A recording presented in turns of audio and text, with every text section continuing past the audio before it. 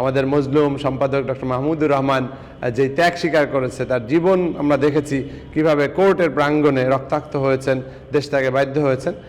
তার এই যে কষ্ট, তার এই ত্যাগ, সেটাকে সম্মান জানিয়ে হলেও এবং দেশের স্বাধীনতা সার্বভৌমত্ব রক্ষার জন্য হলেও আমাদের প্রত্যেককেই আমি অনুরোধ জানাবো, আমাদের দেশের সকল নাগরিকই যেন ঘরে অন্তত একটা করে আমার দেশ রাখে। আমার দেশ আগে যেভাবে ছিল, আমার প্রত্যাশা আমার দেশ সেভাবে আবার আগের মতোই ফিরে আসুক। সেটা কি? সেটা হচ্ছে সে স্বাধীনতার পক্ষে কথা বলে, বাংলাদেশের সার্বভৌমত্বের কথা বলে, বাংলাদেশের অস্তিত্ব রক্ষার কথা বলে এবং যে কোনো দাসত্বের বিরুদ্ধে কথা বলে, আধিপত্যবাদের বিরুদ্ধে কথা বলে। আমি চাই নতুন করে আমার দেশ আসলেও সে যেন সেই একই চেতনা ধারণ করে, বাংলাদেশের স্বাধীনতা সার্বভৌমত্ব রক্ষার জন্য অতন্দ্র প্রহরীর ভূমিকা পালন করে, সকল দাসত্বের শৃঙ্খল যেন ভেঙে চুরমার করে দিতে পারে, সকল আধিপত্যবাদীদেরকে দেখিয়ে দিতে পারে আমরা ছোট্ট হতে পারি, আমাদের সম্পদ কম হতে পারে, তবুও আমরা স্বাধীন জাতি, স্বাধীন দেশ হিসাবে বাঁচতে পারি। এই চেতনা পুরো দেশবাসীর মধ্যে যেন নতুন করে জাগিয়ে তুলতে পারে। বিশেষ করে যে সকল শিক্ষার্থীরা বৈষম্য বিরোধী আন্দোলনে জড়িত ছিল, কেউ শাহাদাত বরণ করেছে, কেউ আহত হয়েছে, যারা শাহাদাত বরণ করেছে তারা জান্নাতুল ফেরদৌসের উচ্চ মাকাম লাভ করুক, কিন্তু আহতরা এখনও বিছানায় কাতরায়।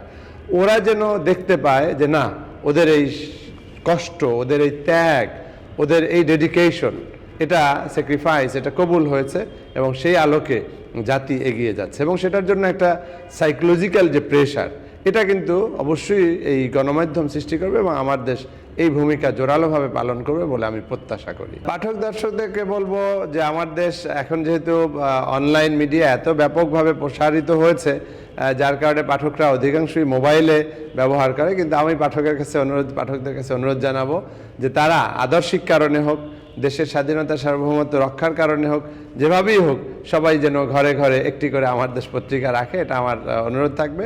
আর আমার দেশের যে ইউটিউব চ্যানেল অথবা ফেসবুক পেজ, সেগুলো আমরা যেন সবাই সাবস্ক্রাইব করি। আরেকটি বিষয় হচ্ছে কলাম লিখে হোক, চিঠিপত্রের কলামে আপনার জায়গা করে হোক মতামত দিবেন, যেহেতু এখন ফেসবুক পেজ আছে, ইউটিউবেও কমেন্টসের জায়গা আছে, নানাভাবেই আপনারা আপনাদের মতামত দিবেন। এবং আরেকটা সর্বশেষ যেটা আমি অনুরোধ জানাবো, সেটা হচ্ছে এখন মোবাইল জার্নালিজমের যুগ, প্রত্যেকের হাতে মোবাইল আছে, আপনিও জার্নালিস্ট হয়ে যান। আপনার এলাকায় হয়তো আমার দেশ পত্রিকার কোনো প্রতিনিধি নাই, কিন্তু দেশপ্রেমিক মানুষ, আপনি বিশ্বস্ততার সাথে, একিউরেসির সাথে, যাতে কোনো মিথ্যার আশ্রয় নেবেন না, উল্টাপাল্টা কিছু করবেন না, যেটা একুরেট, এটা যদি আপনারা আমার দেশকে সরবরাহ করেন, তাদের বিভিন্ন ইমেইলে আপনারা পাঠিয়ে দেন বা তারা যদি কোনো নাম্বার দেয় সেখানে আপনারা পাঠিয়ে দেন, তাহলে আমার দেশ আরও সমৃদ্ধ হবে। তবে সেটা যেন সত্যনিষ্ঠ হয়, সেটা যেন বাস্তবতার নিরিখে তৈরি করা হয়।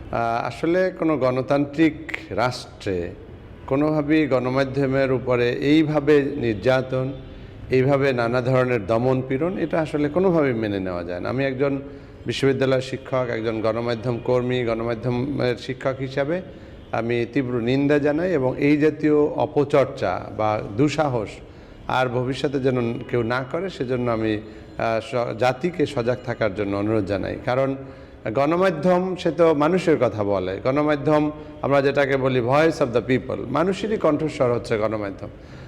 যদি গণমাধ্যমকে স্তব্ধ করা হয় তাহলে সাধারণ মানুষের ভয়েসটা ফুটে উঠবে না, সাধারণ মানুষের বক্তব্যটা চলে আসবে না। তো এই জন্য আমার দেশের উপরে যা হয়েছে বা আমার দেশের মতো আরও কিছু মিডিয়ার উপরে যে টর্চারটা করা হয়েছে, এটা আসলে অবর্ণনীয় এবং অসহনীয়, কোনোভাবে এটা মেনে নেওয়া যায় না।